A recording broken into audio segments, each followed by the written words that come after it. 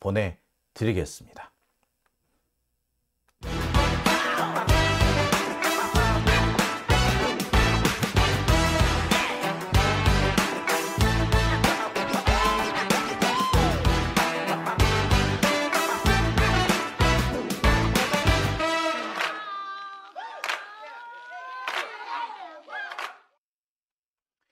네, 장용진의 오밤중의 뉴스 여러분 함께하고 계십니다. 자, TVMC님, 이게 김건희를 구속 수사하라 하셨고요. 알공님, 정치, 검찰, 범죄자가 정권 잡으니 나라 꼴이 이 모양이다 하고 쾌걸님, 명신 같은 줄리 방지 특별법은 소중하다라고 하셨고요. EJK님, 김건희 10억여 원 이익 봤다면서요. 실패한 거 아닌데? 네, 맞습니다. 이게 재밌는 게 그래요. 권오수는 이때 이익을 좀 못 본 부분이 있나 봐요. 생각보다 이익을 많이 못 봤나 봐요. 근데 김건희는 아까 이 재판에서 실패한 주가 조작이라고 한 두 번째 이 주가 조작에서도요, 10억 이상, 아니 20억 가까이 이익을 봤어요. 오히려 첫 번째보다 두 번째 더 이익을 많이 봤습니다. 자, 요 얘기를 제가 좀 해드리려고 합니다. 자, 꾸미님 후원 감사드립니다. 제니스 조플리님, 프랑스 비시 정권을 보는 것 같다라고 하셨습니다. 파란 날개님, 공소시효 싸그리 없애야 한다. 네. 가보자구님, 김건희 특검에서 윤석열은 당선되기 위해 위증한 걸로 당선 무효 만들어야 합니다. 자, 신초로님, 구구 보수 유튜버들도 윤석열과 대통령실, 국힘, 윤핵관 물어뜯기 시작, 강신업과 신혜식이 그렇다라고 예, 그랬고요. 한도리님, 미실현 수익도 포함시켜야 한다. 예, 맞습니다. 바로 그 부분도 있습니다. 미실현 이익도 포함시켜야 되는데 김건희 같은 경우는 미실현 이익도 아니에요. 이익을 봤어요. 그리고 실패한 주가 조작도요. 주가 조작은 주가 조작이에요. 그래서 형량을 까줄 수는 있을지 몰라도 처벌 자체를 피할 수는 없어요.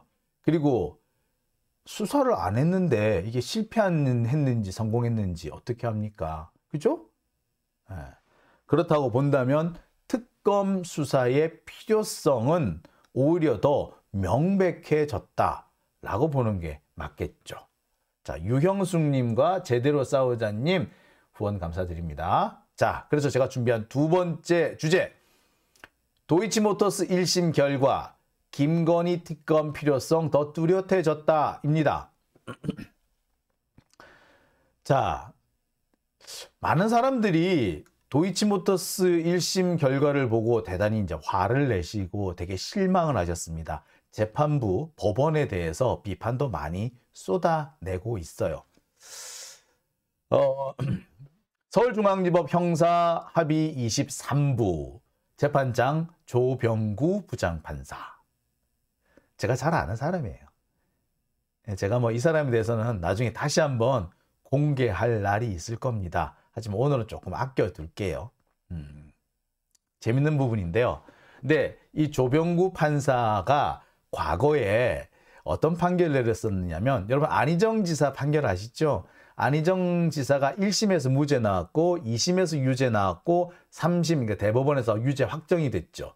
1심 무죄 판결을 내린 판사가 누구냐? 바로 조병구 판사입니다. 이분이요, 재밌는 습관이 있어요. 아, 이거 참 재판하기 어렵겠다. 이 정치적으로 상당히 민감하겠다. 이런 사건의 경우에는 어떻게 보면 되게 줄타기를 잘한다라고 볼 수도 있을 것 같긴 한데 확실하게 뭔가 여지를 남겨둬요. 그래서 향후 재판이 뒤집어질 수도 있는 여지를 남기거나, 아니면 내가 이렇게 판결할 수밖에 없는 이유는 이것입니다 라고 소명을 아주 열심히 하거나, 그게 적어도 그게 아니면 또 뭐 또 한다?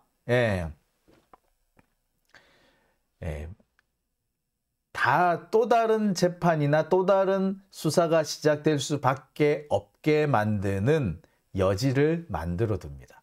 오늘 도이치모터스 1심 판결은 제가 딱 보는 순간에 야, 이 사람 주특기 나왔네 라는 생각이 드는 그런 판결이었어요.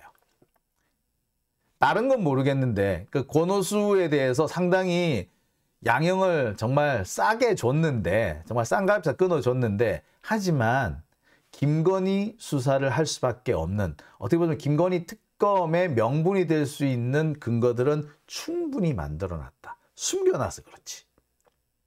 물론 윤석열 입장에서는 이걸 다시 거꾸로 뒤집어서 나 무죄야! 김건희 무죄야! 라고 억지를 쓸 수 있는 여지도 있으나, 아니 이제부터 김건희 수사 본격적으로 해야 돼 라고 할 수 있는 여지도 있습니다. 어느 쪽으로 갈 것이냐는 사실 누구 힘이 더 세냐, 민주진영의 힘이 세냐, 적폐들의 힘이 세냐, 여기서 갈리겠죠. 이거를 조병무 판사가 이렇게 툭 던져놓은 겁니다. 자, 이제 내 탓 하지 마. 나는 할 만큼 한 거야 라는 거지. 야, 한편으로는 야, 얄밉다. 어떻게 이렇게 빠져나가지? 싶으면서도 그래, 어떻게 보자면 조부장 판사 당신이 할 수 있는 최선을 다한 것 같네요 라는 생각도 들더군요. 참 묘합디다. 자, 어떻게 해서 그런 얘기가 나오는지 이제부터 설명을 좀 해드릴게요. 자, 특별검사는 언제 도입이 되느냐? 특별검사를 도입할 것이냐 말 것이냐 판단하는 기준이 있습니다.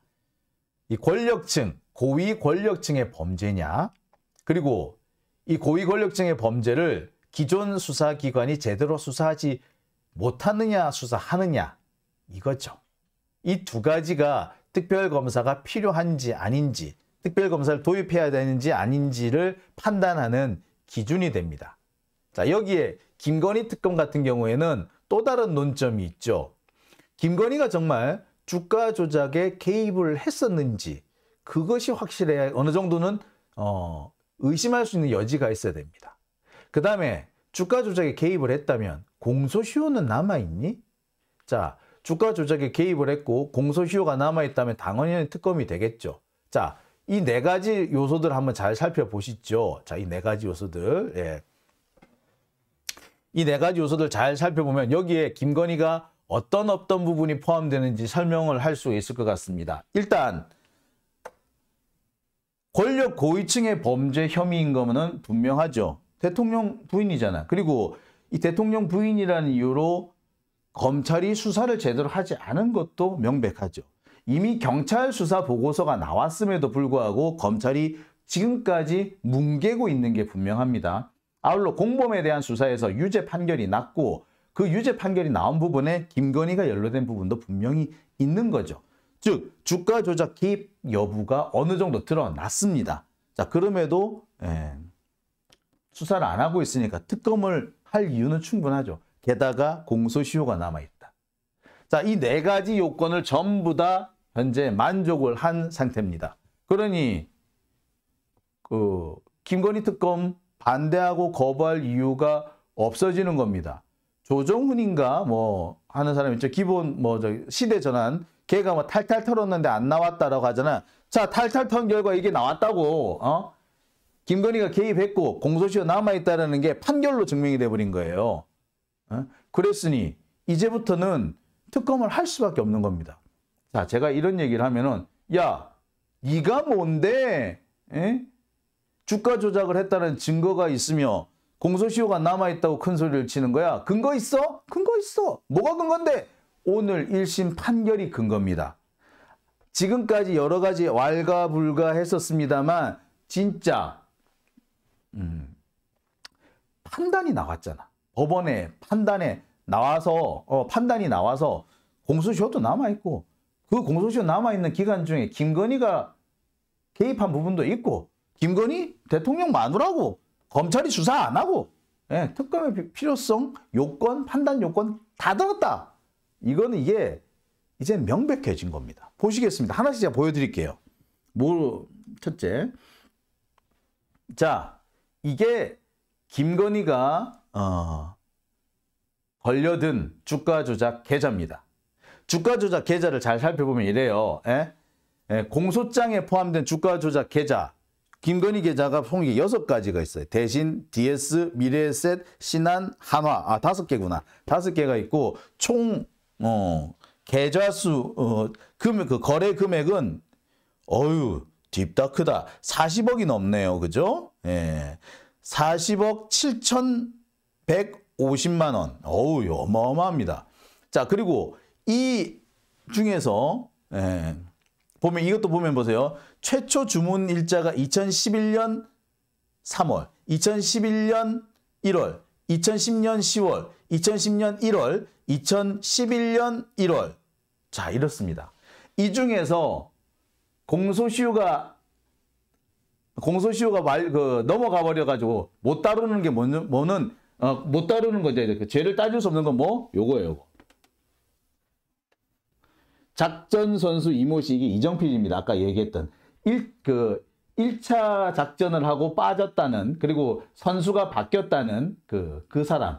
그래서 1차 선수, 교체 전 1차 주범이 이정필인데, 이정필이가 직접 운영했던 계좌 2010년 1월 12일 날 했던 이거, 그리고 마지막 최종 한 게 2010년 1월 29일, 요것만 빠져나가고 나머지는 고스란히 다 살아있는 겁니다. 5개 계좌, 하나, 둘, 셋, 넷, 5개 중에서 신한증권만 빠져나갔을 뿐 나머지 4개는 그대로 남아있습니다. 왜?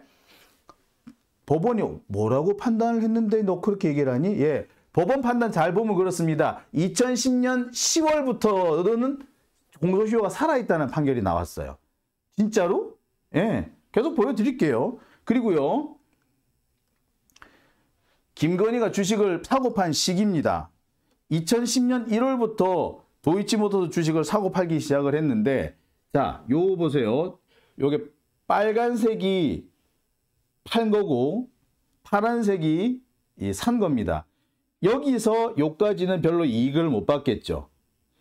이게 뭐 법원에서 아까 법원 판결에서 실패한 주가 조작 어쩌고 하는데, 이 부분은 실패한 주가 조작이 맞을란지 몰라요.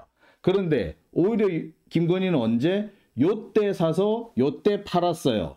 이때는 주가가 4,000원이 안 되던 것인데 7,000원 넘게 돼서 팔았습니다. 상당한 이익을 받겠지. 2배 가까운 이익을 받겠죠, 이거는.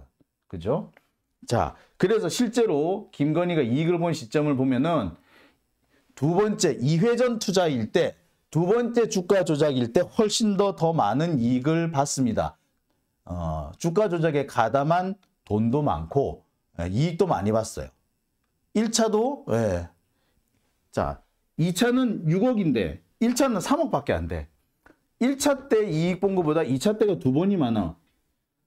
법원에서는 1심 판결에서는 권오수의 경우에는 2차 주가 조작에 실패했다. 2차 주가 조작은 실패했다. 실패한 주가 조작이라고 했지만, 김건희 입장에서는 2차 주가 조작이야말로 성공한 주가 조작이었던 거죠. 자, 총 18억 원의 투자 원금을 사고 팔고 해가지고 얼마? 6억 원의 이익을 받습니다. 평균 3,700원에 사들여서 5,100원에 팔았다는 거죠. 2배는 조금 안 되네. 1차보다 2차에 훨씬 더 많은 이익을 받습니다. 그러면 이거는 오히려 이거는 공소시효가 없어졌다 그랬죠. 공소시효가 이제 끝났다 그랬죠. 근데 이거는 공소시효가 남아있다 그랬지. 그랬으니까 이거는 사라지더라도 요거는 남아있는 겁니다. 그러니까 김건희 같은 경우에는 처벌할 수 있는 또는 수사를 해야 될 필요성이 여전히 남아있는 거죠. 실패한 주가 조작도 설령 이게 실패했다 쳐. 법원 1심 판단 결과처럼 실패한 주가 조작이라고 하더라도 뭐다? 처벌은 된다. 실패한 주가 조작도 처벌 대상이에요. 마치 이런 겁니다. 내가 누군가를 죽이기 위해서 칼을 휘둘렀어. 칼을 훅 찔렀어. 근데 다행히 사망하지 않고 좀 다치기만 했어. 자, 그렇다고 내가 처벌을 안 받습니까? 처벌받지. 살인 미수로 처벌받거나 아니면 상해로 처벌받거나 하여튼 처벌받겠죠. 마찬가지입니다. 이것도. 분명히 이거는 처벌 대상이 되고 동시에 수사 대상도 되는 겁니다. 자, 그러면은 제가 지금까지 계속해서 2010년 10월을 기준으로 해서 그 전에는 공소시효가 끝났기 때문에 처벌할 수 없고 2010년 10월 이후에는 공소시효가 살아있기 때문에 처벌할 수 있다라고 말하고 있는데 그 근거는 어디에 있습니까? 예, 판결문을 보내드릴게요. 자, 법원의 판결문, 그러니까 판결문을 요약한 설명 자료입니다. 이 설명 자료 내용을 한번 볼게요. 자, 이 설명 자료 내용을 보면 이래요. 공소시효를 어떻게 판단했느냐? 검찰은 5개를 전부 다 포괄일죄 하나로 묶어서 얘기를 했는데 법원은 누가 이 주가 조작을 주도했느냐? 주가 조작의 메인 플레이어가 누구냐에 따라서 주 선수, 메인 선수, 핵심 키 플레이어가 누구냐에 따라 가지고 2단계로 구분합니다. 이정필과 김모 씨 2개로 나누는데 이 김모 씨가 주가 조작을 한 부분은 공소시효가 살아있고 이정필이가 그 주가 조작을 한 부분은 공소시효가 끝났다. 이렇게 판단했어요. 이게 2개를 구분해. 그래서 판결문 표현을 그대로 하자면 주포가 변경된 이후에는 공소시효가 그대로 남아있다고 판단합니다. 자, 뭐라고 보면 이렇게 돼 있어요. 자, 이른바 주포의 변경으로 인해 범행의 방식이나 범위에 큰 변화가 생겼다. 피고 김땡땡은 그로부터 시간이 흐른 뒤 권오수를 만나서 시세 조정에 간담을 했는데 그때가 2010년 10월 20일이다. 자, 따라서 2010년 10월 20일 이후에는 뭐가 살아있다? 공소시효가 살아있다는 거죠. 자, 자세히 한번 보여드릴까요? 다시 한번 보여드리겠습니다. 자세히 보여드리겠습니다. 어이구. 자, 보이십니까? 자, 앞으로 한번 가볼게요. 법원은 검찰이 구분한 5개 주가 조작 단계 중에서 주범이 변경되기 전과 후를 구분해서 공소시효가 남아있는지 사라졌는지 판단을 합니다. 판결문 내용을 그대로 인용을 하면은 주포가 변경된 이후에는 공소시효가 남아있다라고 판단을 해요. 자, 주포 변경. 표현이 되게 웃기더라고. 주포 변경. 자, 뭐라고 돼 있느냐? 이렇게 돼 있습니다. 주포의 변경으로 인해 범행 방식이나 범죄 의도에 큰 변화가 생긴 것으로 판단된다. 따라서 주포가 바뀌는 순간부터 별개의 범행이다. 별개의 범죄다라고 보는 겁니다.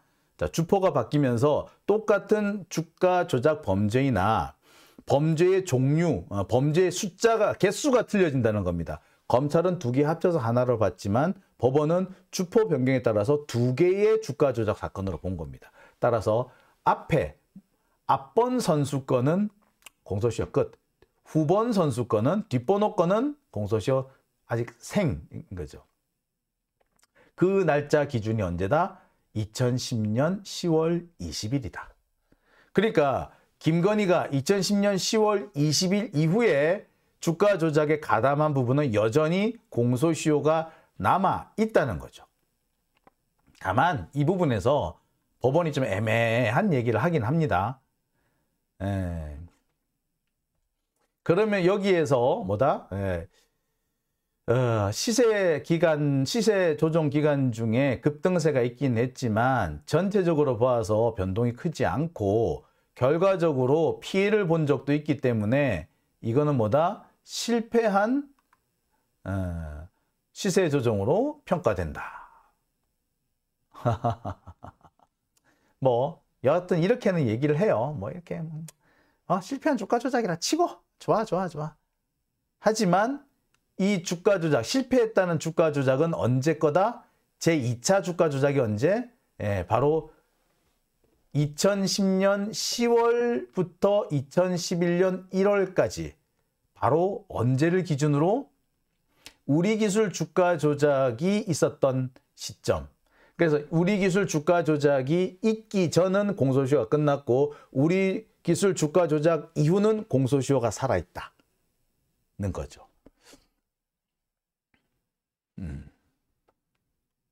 1회전은 공소시효가 끝났고 2회전은 공소시효가 남아있는데 김건희의 경우는 2회전의 수익이 훨씬 많아요. 보시다시피 이렇습니다. 1회전의 투자 수익은 3억 7천만 원인데 2회전의 투자 수익은 6억 7천만 원, 무려 2배나 차이가 납니다. 평균 단가도 2,500원에 사서 2,900원에 판 것이 1차였다면 2차에서는 3,700원에 사서 5,100원에 팝니다. 권오수는 비록 2차 주가 조작에서는 실패를 맛보았는지 모르겠으나 적어도 김건희의 경우는 2차 주가 조작이 오히려 성공작이었다는 얘기가 되는 거죠. 그러면 김건희 이거 수사를 해야 돼? 말아야 돼? 해야지. 즉 공소시효도 살아있고 투자 수익은 더 많이 받고 그럼 당연히 특검을 해야 되겠죠. 법원은 이게 뭐 실패한 주가 조작이니 어쩌니 하면서 약간 좀 김건희한테 빠져나갈 여지를 만들어주는 것처럼 보이긴 했지만 그런 뭐 모습을 보이긴 했지만 하지만 달리 봤을 때 김건희가 더 이상 빠져나갈 수 없게끔 오히려 확실한 족쇄를 채워준 부분도 있긴 있습니다. 양면인 거죠. 김건희가 빠져나갈 꼬투리도 만들어줬고 또 반면에 김건희가 빠져나갈 수 없는 족쇄도 만들어준 게 이번 도이치모터스 1심 판결 결과입니다.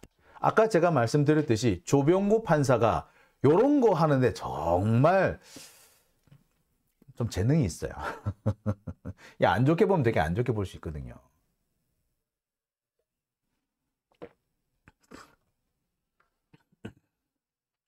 푸른 시인님, 우리도 아는 김건희 주가 조작을 왜 검찰이 모르냐라고 하셨네요. 셀리님, 수익이 많은데 실패라니. 그렇죠. 근데 이게 왜 실패라고 판단했느냐면 권오수의 경우에는 2차 주가 조작 때 조금 손해를 봤던 모양이에요. 이익이 그렇게 크지 않았던 모양이에요. 반면에 김건희는 엄청 큰 이익을 봤지. 그래서 권오수 같은 경우에는 2차 주가 조작 때 큰 이익을 못 봤기 때문에 선고가 양형이 좀 저렴하게 나온 거죠. 판단. 그래서 징역 2년에 집행유예 3년. 그래서 되게 좀 선처를 받은 겁니다. 하지만 김건희의 경우에는 오히려 2차 주가 조작 때 2회전 때 더 많은 이득을 봤습니다. 따라서 선처를 받을 이유가 전혀 없어요. 그러니까 이번에 1심 판단 결과를 잘 살펴보면은 오히려 김건희를 수사해야 될 명분은 더 확실해진 게 되는 겁니다. 부분적으로 윤석열이 도망갈 구멍을 만들어 둔 것도 사실이에요. 하지만 한편으로 보자면 오히려 김건희가 더 도망갈 수 없는, 아니 김건희가 도망갈 수는 있지만 특검을 피할 명분은 사라졌다. 이것만 보더라도 뭐 조정훈 시대전환 의원이 계속 헛소리를 하고 있는데 그 헛소리가 더 이상 통할 수 없는 상황에 이르렀습니다. 이거는 수사가 아니라 법원에서 나온 거란 말이야. 법원에서 나온 거. 이 너무나도 법원 판결문에 멀쩡하게 나온 건데 이거를 가지고 수사를 안 하겠다고 하는 것 자체가 웃기는 거죠. 지금 법원 판결문에 나온 것만 가지고 보더라도 김건희가 주가 조작에 가담했고 그 가담한 공소시효가 살아있다는 건 너무 명백해요. 탈탈 털었는데 안 나왔다? 탈탈 털긴 뭘 털어, 이씨. 자, 탈탈 털어서 나왔는데도 지금까지 무시하고 있는 거죠. 나왔는데 안 나왔다고 거짓말을 하는 겁니다. 이런 걸 보고 지록위마라고 하죠. 그 지록위마를 지록위마 우리 고사를 좀 보면 그렇습니다. 조고, 환관 조고가 진나라 두 번째 황제 이세 황제의 위세를 업고 당시 그 진나라 대신들을 좌지우지하지 않습니까? 그러면서 황제한테 얘기를 합니다. 말을 보고 어우 저거 사슴이에요. 말 같은데? 아니 사슴이에요. 라고 억지를 부린다고 그러잖아요. 그죠? 자, 그런데 누군가가 저거 말 맞아요. 아니고 거꾸로구나. 지록위마구나. 사슴인데 말이라고 얘기했다고 그죠? 아이고. 여하튼 사슴과 말을 혼동하면서 이렇게 얘기를 그 황제를 속이는데 그 와중에서도 제대로 말을 하는 사람이 있죠. 아니 저거 사슴이에요 라고 말하는 사람. 근데 그 조고는 그런 말을 하는 사람을 찾아서 목을 치죠.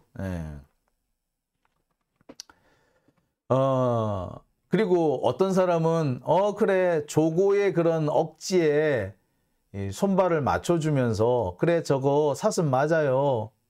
아니요 저거 말 맞아요. 사슴이 아니고 말이에요 라고 거짓말을 하는 그런 사람도 있었습니다. 제가 볼 때 시대전환 조정훈 의원 그 사람이 바로 환관 조고의 생때에 발을 맞춰준 입을 맞춰준 사람이 아닌가. 현대판 조고는 검찰이고요. 현대판 간신배가 조정훈 의원이 아닌가 생각이 듭니다. 자, 가을 영양제님 특검 가자! 라고 하셨고요. 자, 테디 12남매 맘님 들어오셨네요. 예. 샛별 하나님, 조정훈 그래봤자 다음 끝! 라고 하셨고요. 지가 그런다고 국짐당에서 공천을 받겠느냐? 국짐 국회의원들 지역구에 이미 검사들이 공천 받을 준비하고 있다. 그렇죠. 지금 국민의힘 국회의원들도 현역 국회의원들도 떨고 있다고 그러죠. 자기 지역구에 검사들이 내려올까 봐. 근데 벌써 출마하겠다고 지금 이리저리 재고 있는 검사들이 꽤 많다고 해요. 아마 윤석열은 그런 생각이 들 겁니다. 국회의원들 누구를 믿을 수 있겠냐. 검사들을 믿을 수 있지. 그래서 아마 검사 출신 국회의원을 한 30명 정도는 자기가 만들어 놓고 싶어 할 거예요. 그래서 공천 과정에 검사들을 끼워 넣기 위해서 결과적으로 검사들이 공천을 받게 하기 위해서 여러 가지 방법을 쓰려고 할 거고 그러기 위해서 사실 당대표로 김기현을 밀고 있는 거죠. 안철수를 절대 믿을 수 없다고 하는 이유도 거기 있는 겁니다. 나경원 못 믿겠다고 보면 그렇게 있죠. 자기 사람, 자기 검사들 안 때려줄 거거든. 근데 김기현은 해줄 것 같거든. 왜? 두 가지 이유가 있습니다. 김기현이 제가 알기로 윤석열 선배인가 아마 그럴 거예요. 근데 윤석열이 자기 선배들 중에서 이제 지금 국회의원이나 정치하는 뭐 선배들이 있을 거 아니야. 그 선배들 중에서 그나마 선배님이라고 예우해 주는 사람 중에 몇 안 되는 사람이 김기현이래요. 그래서 김기현을 저렇게 밀고 있는 걸 수도 있고요. 또 한 가지는 김기현이 많이 물렸다. 검찰청 캐비넷 안에 김기현 파일이 쌓여 있다. 그런 말도 있습니다. 제가 볼 때 그것도 상당히 타당성 있어요. 분석으로는 꽤 경청할 만한 분석이 아닌가라는 생각이 듭니다. 왜? 김기현 의원의 동생 관련 비리가 상당히 사실 좀 많이 알려져 있었습니다. 울산 쪽에서 김기현 동생 모르는 사람이 없었어요. 솔직히 말하자면. 울산 시내 각종 공사장에 김기현 동생이 납품하지 않는, 그러니까 김기현 동생이 이렇게 레미콘을 납품하지 않는 그런 곳이 없다고 할 정도였어요. 사실상 울산 지역의 레미콘 납품을 김기현 동생이 독점하고 있다. 이런 소문까지 크게 퍼졌습니다. 이 소문이 어디까지 진실인지는 또 확인을 해봐야 되겠습니다만, 그래도 이게 수사할 만한 거리는 충분히 되잖아요. 근데 이 수사를 그 당시에 황운하 울산 경찰청장이 했었는데 중간에 막혔죠. 그리고 오히려 황운하가 하명 수사 의혹 이래가지고 지가 수사를 받는 황당한 일이 벌어졌습니다. 청와대에서 하명 수사가 내려와가지고 그거를 수사를 했다라는 식으로 얘기를 하는 거죠. 아니, 청와대가 이거 좀 수사해봐라고 수사를 지시를 할 수도 있는 거지. 결론을 딱 정해놓고 이대로 맞춰놔만 안 했으면 되는 거 아닌가요? 그런데 하명 수사 의혹 이래가지고 지난번에 한번 난리가 났었던 거 있죠. 그 사건이 사실은 잘 따져보면은 이거 수사를 할 만한 사안이었고 의심이 충분히 되는 사안이었습니다. 더군다나 이 수사 과정에서 이 김기현 동생이 어느 정도 인정한 부분도 있었어요. 근데 그 부분이 싹 날아가 버렸죠. 그런 거 가만히 생각해 보면은 김기현이 유달리 윤석열한테 맥을 못 쓰는 이유, 맥을 못 추는 이유가 있겠구나. 뭐 생각이 들죠. 그죠? 예, 그렇습니다. 많은 분들이 고래고기 말씀을 하시는데, 고래고기는, 그거는 뭐 예고편이고, 진짜로 심각한 얘기들 많았습니다. 예. 여하튼 그런 거 생각해보면, 김기현은 검찰청 캐비넷에 꽤 여러 가지가 들어있지 않을까라는 의심, 합리적으로 할 수밖에 없는 거죠. 그러니 윤석열 입장에서는 자기 마음대로 자기 뜻대로 움직여줄 당대표 김기현 이렇게 생각하지 않을까요? 그죠? 네. 자, 그렇습니다. 샛별 하나님, 뒤집어 씌우기 전문 경검찰. 네, 맞아요. 그러니까 정상적으로 수사한 황운하 그 전 울산경찰청장, 지금 국회의원, 이분이 오히려 누명을 쓸 뻔했던 거 아닙니까? 그리고 오히려 문재인 대통령이 누명을 썼던 거죠. 그러니까 이거에 사실은 특검을 해야 되는 겁니다. 그 김기현 동생 관련된 비리 부분은 이제 아마 공소시효가 다 지나갔을 거예요. 그래서 더 수사를 못할지는 모르겠습니다만 그 당시 수사를 김기현에 대한 수사를 뒤집어 가지고 오히려 황운하에 대한 수사, 더 나아가서 문재인 정부 청와대에 대한 수사로 뒤집어 버린 그 부분에 대해서는요. 앞으로 공소시효가 남아 있거든요. 예, 그렇기 때문에 이 부분에 대해서는 언제가 됐든 시간이 100년이 지났든 1000년이 지났든 꼭 수사가 돼야 한다고 생각이 듭니다. 자, 리치영님, 울산 토박이라고 연락 주시네요. 예, 감사합니다. 자, 그리고 베리님, 예, 조금 늦게 오셨네요. 예, 서초동 다녀오셨군요. 아이고, 참 고생하셨습니다. 자, 그러면 여기서 두 번째 얘기는 마치고요. 세 번째 주제로 넘어가 보겠습니다. 제가 오늘 말씀드린 두 번째 주제의 핵심은 그겁니다. 도이치모터스 1심 판결 결과.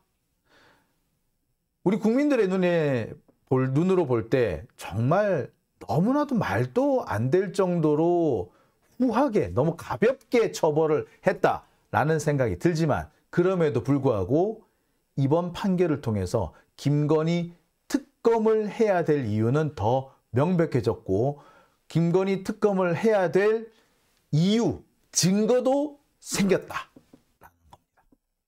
자, 다음 순서로 넘어가 보겠습니다.